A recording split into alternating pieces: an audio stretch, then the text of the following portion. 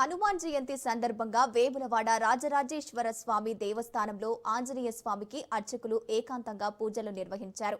అనంతరం భీమేశ్వర స్వామి ఆలయంలోని ఆంజనేయ స్వామికి ప్రత్యేక పూజలు చేశారు. హనుమాన్ జయంతి సందర్భంగా మాలాధరణ చేసిన అంజన భక్తులు స్వామివారిని దర్శించుకుని ప్రత్యేక కోడెమొక్కులు చెల్లించుకున్నారు.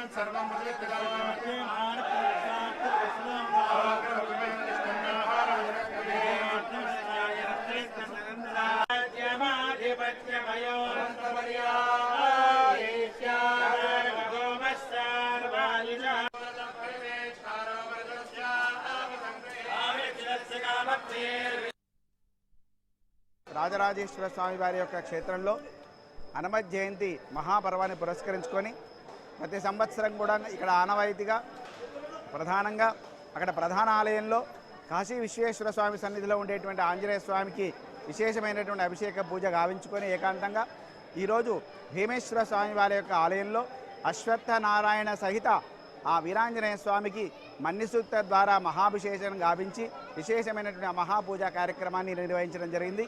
దీనితో పాటుగా వేములవాడ క్షేత్రంలో ఉండేటువంటి సమస్త పరివార దేవతలు అలాగే అనుబంధ ఆలయాల్లో ఉండేటువంటి హనుమత్ మూర్తులు ఎక్కడెక్కడైతే ఉన్నాయో అక్కడన్నీ కూడా మేళతాళాలతో వేద స్వస్తితో ఆయా దేవాలయాలకు వెళ్ళి అక్కడ కూడా విశేషమైనటువంటి చందనాన్ని సమర్పించుకునే స్వామివార్లకు ఆంజనేయ స్వామికి విశేషమైనటువంటి పూజలు గావించడం జరుగుతుంది. కాబట్టి ఈ హనుమత్ జయంతిని మహాపర్వాన్ని పురస్కరించుకొని ఎవరైతే హనుమంతుడి యొక్క ఆ కృపకు పాత్రులవుతారో వారందరూ కూడా స్వామిని వారిని దర్శిస్తారో ఆ స్వామివారిని సేవిస్తారో వారందరికీ కూడా హనుమతి యొక్క కృపా కటాక్షం లభిస్తుంది.